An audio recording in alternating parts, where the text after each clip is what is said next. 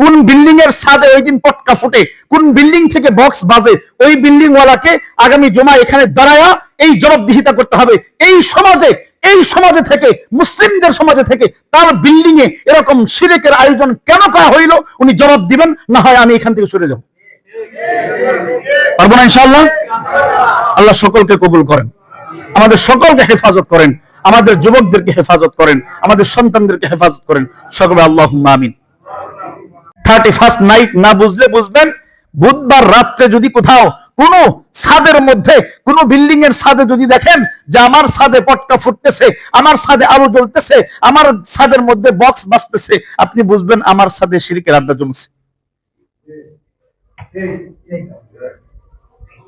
অনেকেই মন খারাপ করবে, অনেক যুবক ভাইরা মন খারাপ করবে, হুজুর এটা তো একটা স্বাভাবিক উৎসব, একটা আয়োজন, আনন্দ করি, একটা বছর গেল, নতুন বছর পাইলাম, একটু আনন্দ করি, এজন্য এটা আবার শিরিক হইল কেমনে? এটা শিরিক হইল কেমনে? আচ্ছা, একজন হিন্দু যখন তার মন্দিরের মধ্যে পূজা দেয়, আপনি যদি নিয়ত করেন না আমি তাকে বিশ্বাস করি না, কিন্তু এমনিতেই গেলাম, এমনিতেই মজা করে ওই হিন্দুর পূজার মধ্যে গিয়া আমিও একটু কুলুলুলু বাজাইলাম, আমিও একটু মাথার মধ্যে তিলক লাগাইলাম, আমিও একটু তার সামনে সেজদা করলাম, কিন্তু আমার দিলটা ঠিক, দিলটা একেবারে সাফ, আমার দিলের মধ্যে আল্লাহ তাআলা ছাড়া কিচ্ছু নাই, কিচ্ছু নাই, কিন্তু ওই মূর্তির সামনে একটু মজা করে একটু সেজদা দিলাম, বলেন তার ঈমান থাকবে না মুশরিক হয়ে যাবে? মুশরিক হয়ে যাবে। এজন্যই আল্লাহর হাবিব বলেছেন, মান তাশাব্বাহা বিকওমিন ফাহুয়া মিনহুম। কেউ যদি দিলের ইচ্ছা না থাকলেও যদি কোন মুশরিকের অনুসরণ করে, সেও মুশরিক হয়ে যায়। এটা আমার কথা না, নবীজির কথা। মান তাশাব্বাহা বিকওমিন ফাহুয়া মিনহুম।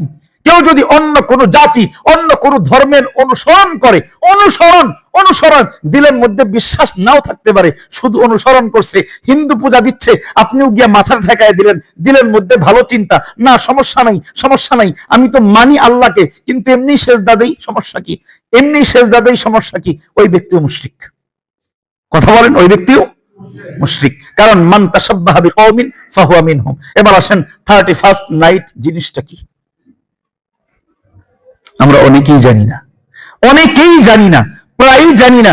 যদি কেউ জানতো, কোন মুসলমানের সন্তান যদি জানতো, কোন ইমানদারের বাচ্চা যদি জানতো, কোন ইমানদারের বাচ্চা ওই 31st নাইটে গিয়া রাত্রিবেলা ওই ছাদের উপর দাঁড়ায় পটকা ফুটাইতে পারে না, সে জানেই না এটা কি জিনিস। কারণ নবীজি আমাদেরকে শোনায় দিয়েছেন, ফাইন্নাহু আখফা মিন দাবিবিন নাম। শয়তান আমাদেরকে ভিন্ন ধারায় আমাদেরকে এটা শিখাইছে, ভিন্ন ধারা, পিঁপড়ার পায়ের হাঁটার চাইতেও গোপন করে আমাদেরকে শিরিক ঢুকাই দিচ্ছে। হয়তো আমার কথা অনেকের বিশ্বাস হবে না, তার আগে একটা লিঙ্ক দিয়ে দিই, একটা লিঙ্ক সূত্র দিয়ে দিই, ওই সূত্র বাসায় গিয়া মিলাবেন, তারপরে বলবেন হুজুর ঠিক বলছেন, না ঠিক, এখন ঠিক বলা দরকার নেই। আপনি গুগলে সার্চ দিবেন 31st নাইট, আরো সহজ করে দিই, আপনি গুগলে সার্চ দিবেন জানুস, কি লিখবেন? জানুস, ইংরেজিতে যদি লেখেন JANUS, জানুস, এ সম্পর্কে জানতে চাই। আপনাদের তো এখন চ্যাট জিপিটি আছে, আরো সহজ করে দিলাম, চ্যাট জিপিটি দিয়ে গিয়ে সার্চ দিবেন জানুস সম্পর্কে জানতে চাই, আর কিচ্ছু লাগবে না, ওই চ্যাপ্টার আপনাকে সব শিখিয়ে দিবে। এটা যে শিরিক, তখন আর হুজুরের বলা লাগবে না, আপনি ওটা পড়বেন আর বলবেন সর্বনাশ, গোটা জিন্দেগি তো শিরিক করলাম, আমার ছেলে তো মুশরিক বানায় ফেললাম, আমার সন্তানকে যে পটকা কিনে দিলাম, আমার সন্তানকে যে ওই দিন বিভিন্ন ঝাড়বাতির ব্যবস্থা করে দিলাম, আমি তো শিরকের আয়োজন করে দিলাম। আপনি নিজে বলবেন, আমাকে বলতে হবে না, আমি একটু শোনাই দেই, টাচ দিয়ে দিই। জানুস, এটা হইল খ্রিস্ট ধর্মের আগে, হযরত ঈসা আলাইহিস সালাতু ওয়াস সালামের আগে, যখন দীর্ঘদিন পর্যন্ত কোন নবী আসে নাই, তখন সেই রোমান মুশরিক যারা ছিল, তারা বিভিন্ন দেবদেবীর পূজা করত, অসংখ্য দেবদেবীর পূজা করত। এই অসংখ্য দেবদেবীর পূজার মধ্যে অন্যতম একটা দেবীর নাম ছিল জানুস দেবতা। কি নাম? একটু বলেন, আরেকটু জোরে। জানুস দেবতা। সেই জানুস দেবতার নামানুসারেই এখনকার আমাদের ডিসেম্বরের পরের মাস জানুয়ারি। বিশ্বাস না হইলে আমাকে বিশ্বাস করার কোনো দরকার নেই, যেহেতু জাগতিক ব্যাপার, এজন্য আপনি শুধু জানুয়ারি শব্দের ইতিহাস সার্চ দেন, পেয়ে যাবেন। জানুয়ারি আসলো থেকে সেই জানুস দেবতা, রোমান মুশরিকরা ওই জানুস দেবতার পূজা করত। এই জানুস দেবতার কাজ কি? তাদের বিশ্বাস অনুসারে জানুস দেবতার কাজ কি? আগে শুনেন জানুস দেবতা কেমন, সার্চ দিলে এটাও পাবেন। তারপরে বলে দেই, জানুস দেবতার দুইটা মাথা, একটা সামনে একটা পিছনে, দুইটা মাথা। তো রোমান মুশরিকদের একটা আকীদা ছিল, বিশ্বাস ছিল, মুশরিকদের তাদের আকীদা ছিল এই যে জানুস দেবতার দুইটা মাথা যখন এই ডিসেম্বরের শেষ রাত্রি, শেষ সময় 12টার আগ মুহূর্তে যখন গত বছর ফুরায় গেল, নতুন বছর সামনে, তখন এই রোমান মুশরিকরা এই জানুস দেবতার পিছনের মুখের সামনে যাইতো। কোন মুখের সামনে? তাদের বিশ্বাস ছিল এই পিছনের মুখের বরকতে, পিছনের মুখের কল্যাণে তাদের গত বছরটা ভালো গেছে। বলেন না নাউজুবিল্লাহ, বলেন না নাউজুবিল্লাহ। বলবেন হুজুর আমরা তো এর থেকে অনেক মুক্ত, সাফ, আলহামদুলিল্লাহ অনেক সাফ। আমরা তো সব ভাগ্য, সব কল্যাণের মালিক মনে করি কাকে? সামনে নির্বাচন আসতেছে, সামনে নির্বাচন আসতেছে, দেখবেন অনেকেই মাথার মধ্যে পট্টি লাগাবে, মাথার মধ্যে টুপি লাগাবে, মাথার মধ্যে পাগড়ি লাগাবে, লাগায়া দৌড়ায় যাবে শাহজালালের মাজারে, দৌড়ায় যাবে শাহপরানের মাজারে, অমুক খাজা বাবার দরবারে, অমুক বাবার দরবারে, ল্যাংটা বাবার দরবারে গিয়ে বলবেন বাবা ক্ষমতাটা দেন। আপনারা মনে হয় জানেন না এগুলো বলে কিনা? ক্ষমতাটা দেন। আমি জিজ্ঞাসা করতে চাই, ক্ষমতা দেওয়ার মালিক কে? ক্ষমতা ছিনে নেওয়ার মালিকও, ইজ্জত দেওয়ার মালিক, ইজ্জত হরণ করার মালিক, সবকিছুই আল্লাহ, সবকিছুই আল্লাহ। এমনকি আরে কিসের খাজা বাবা, কিসের ল্যাংটা বাবা, কিসের পাগলা বাবা, কিসের শাহজালাল ইয়ামানি, কিসের শাহপরান ইয়ামানি, তারা তো অনেক দূরে। স্বয়ং আমার নবী আলাইহিস সালাম, আমার নবী, আমার প্রাণের নবী, আমার হৃদয়ের নবী, সেই দরদের নবীও তো কাউকে কল্যাণের ব্যবস্থা করতে পারে না। কথাটা কি কঠিন হয়ে গেল? বলবেন হুজুর কঠিন কথা বলে ফেললেন, আমার নবীর ব্যাপারে তো কঠিন কথা, এটা তো আমি বলি নাই, আল্লাহ বলছেন। বলছেন কে? আল্লাহ বলছেন পবিত্র কোরআনে কারীমের সূরাতুল আরাফের 188 নম্বর আয়াত। আল্লাহ রাব্বুল আলামিন সূরাতুল আরাফের 188 নম্বর আয়াতে কারিমায় বলেন, কুল লা আমলিকু লিনাফসি নাফআ ওয়ালা দাররা। আল্লাহর হাবিবকে আল্লাহ তাআলা সম্বোধন করে বলতেছেন, ও আমার হাবিব, আপনার উম্মতের মধ্যে আপনি এই কথা ঘোষণা দিয়ে দেন, আপনি বলেন কুল লা আমলিকু লিনাফসি নাফআ ওয়ালা দাররা। ও আমার উম্মত, তোমরা তোমাদের দুনিয়ার ব্যাপারে আমি কিসের কল্যাণ দিব? আমি তো আমার নিজের ব্যাপারে উপকারও করতে পারি না, ক্ষতিও করতে পারি না। এটা কে বলছেন? আল্লাহ বলছেন। কোথায় বলছেন? কোরআনে কারীমের সূরাতুল আরাফ 188 নম্বর আয়াত, 9 নম্বর পারা, 14 নম্বর পৃষ্ঠার প্রথম আয়াত। কুল লা আমলিকু লিনাফসি নাফআ ওয়ালা দাররা, আমি আমার নাফাও করতে পারি না, দররা ক্ষতিও করতে পারি না, ইল্লা মা শা আল্লাহ। আল্লাহ যাকে চান তাকে নাফা করেন, তাকে উপকার করেন, তাকে কল্যাণ দেন। আল্লাহ যাকে চান তার ক্ষতির ব্যবস্থা করেন। বলেন কথা ঠিক না ঠিক? তাহলে খাজা বাবা করতে পারবে? জানুস দেবতা তো করতে পারবে? দেখবেন আমাদের মধ্যে যখন বাংলা নববর্ষ আসে, দেখবেন কিছু মানুষের আকীদা আছে, বিশ্বাস আছে, এই দিনে কেউ যদি সকালবেলা পান্তা ইলিশ খায়, ভালো খাবার খায়, সারা বছরটা ভালো যাবে। আছে না? এটা বলেন। এই দিন ভালো খাইলে সারা বছর ভালো যাবে। ওই দিন সন্তানকে ভালো মার্কেট করতে পারলে সামনের বছরটা ভালো যাবে। আমাদের সমাজে নাই তো এটা। এটা কি হইল? শিরক হয়ে গেল। ভালো মন্দের ব্যাপারে সব ক্ষমতা কার? আল্লাহর। কুল লা আমলিকু লিনাফসি নাফআ ওয়ালা দাররা ইল্লা মা শা আল্লাহ। আল্লাহ রাব্বুল আলামিন ঘোষণা দিয়েছেন ইল্লা মা শা আল্লাহ। অন্য আয়াতে আল্লাহ তাআলা বলেন, ওয়া তুইজ্জু মান তাশা ওয়া তুযিল্লু মান তাশা বিয়াদিকাল খায়র। বিয়াদিকাল খায়র, সমস্ত কল্যাণ কার কাছে? আল্লাহ তাআলার কাছে। বলতেছিলাম ওই জানুস দেবতার পিছনে গিয়া, পিছনের যে মাথা, রোমান মুশরিকটা পিছনে গিয়ে বলতো, ও দেবতা, ও জানুস দেবতা, গত বছরটা তো বড় ভালো কাটাইছেন, গত বছরটা তো বড় ভালো কাটাইছেন, এই জন্য আপনার কাছে প্রণাম। যখন 12টা বাইজা যাইতো, 12টার পরে ওই জানুস দেবতার সামনে আবার নাচ গান করতো, একটু আনন্দ উল্লাস করতো, পটকা ফুটাইতো, বিভিন্ন আনন্দ উল্লাস করার পরে সামনে চলে আসতো, ও জানুস দেবতা, গত বছর তো পিছনের মুখ দিয়া খুব ভালো কাটাইছেন, আমাদের বড় কল্যাণ দিছেন, আগামী বছরটা যেন ভালো হয়, এজন্য আপনার কাছে কল্যাণের ব্যবস্থা চাই। জোরে বলেন, আরেকটু জোরে বলেন।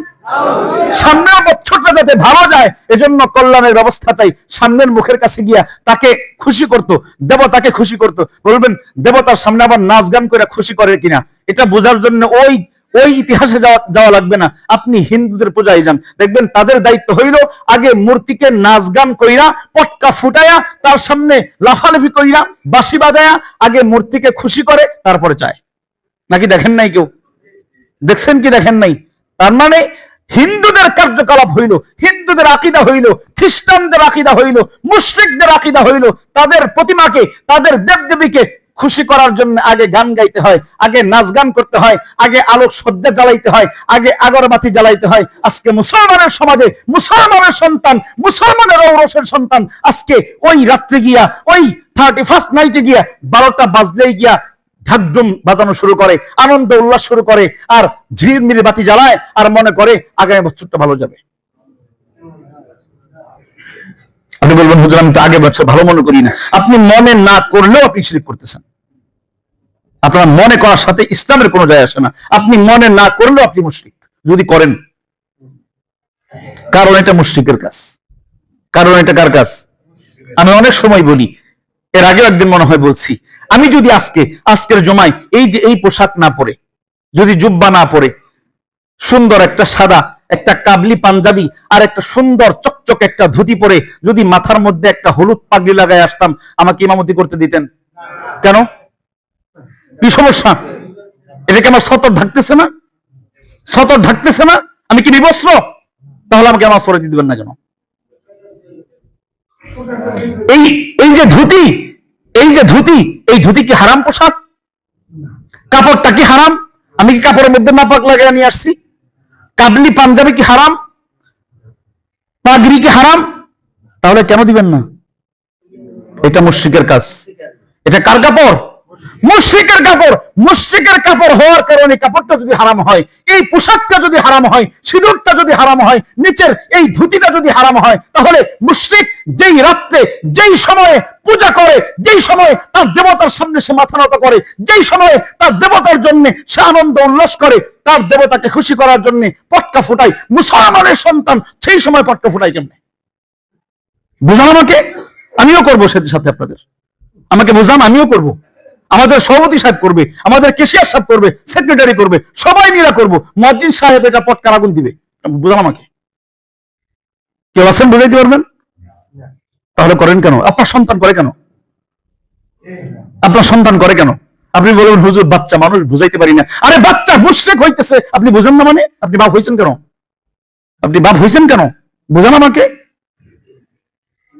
আপনি নপুংসক হইতেন, আপনি বাপ হইছেন কেন? যেই সন্তানকে আপনি শিরক থেকে বাঁচাইতে পারেন না, যেই সন্তানকে আপনি আল্লাহ তাআলার সাথে মুশরিক হওয়ার ব্যাপারে বাঁচাইতে পারেন না, ওই সন্তানের বাবা আপনি কেন হইছেন? বুঝান।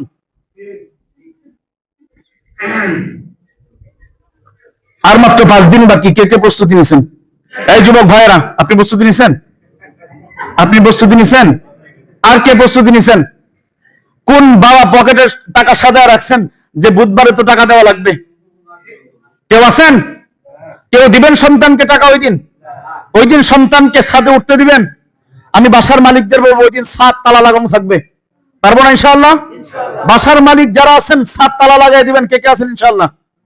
পারবেন তো ইনশাআল্লাহ? কি ভুলে যাবেন নাকি চিন্তা করবেন যদি ছাদ তালা লাগাই দেয় যুবকরা এরকম আন্দোলন করবে? আন্দোলনকে ভয় পান? তালা লাগাইতে পারবেন না ইনশাআল্লাহ? কোন কোন বাবা আছেন, কোন বাবা আছেন সন্তানকে ওই দিন 31st নাইটে কোন ধরনের উদযাপন করতে দিবেন না? পারবো ইনশাআল্লাহ? আল্লাহ সকলকে কবুল করেন, আমাদের সকলকে হেফাজত করেন, আমাদের সমাজকে হেফাজত করেন। আমি আশা করব আমি আমার ওই দিন বিল্ডিং এর পর্যন্ত ছাদে উঠবো, আমার বিল্ডিং এর ছাদে উঠবো। আমি দেখবো কোন বিল্ডিং এর ছাদ থেকে ওই দিন পটকা ফুটে, ওই বিল্ডিং ওয়ালাকে আগামী জবাই করবো ইনশাআল্লাহ। সত্যি কথা বললাম। আমার যদি মনে থাকে আপনি একটু মনে করাই দিন, কোন বিল্ডিং এর ছাদে ওই দিন পটকা ফুটে, কোন বিল্ডিং থেকে বক্স বাজে, ওই বিল্ডিং ওয়ালাকে আগামী জুমা এখানে দাঁড়ায়া এই জবাবদিহিতা করতে হবে। এই সমাজে থেকে, মুসলিমদের সমাজে থেকে তার বিল্ডিং এ এরকম শিরকের আয়োজন কেন করা হইল উনি জবাব দিবেন, না হয় আমি এখান থেকে সরে যাব। পারবো না ইনশাআল্লাহ? আল্লাহ সকলকে কবুল করেন, আমাদের সকলকে হেফাজত করেন, আমাদের যুবকদেরকে হেফাজত করেন, আমাদের সন্তানদেরকে হেফাজত করেন, সকলে আল্লাহুম্মা আমিন। যদিও কথা কঠিন বললাম, কঠিনের ব্যাপার, আরো কঠিনের ব্যাপার। আমার নবী থাকলে মনে হয় তরবারি নিয়ে কথা বলতো।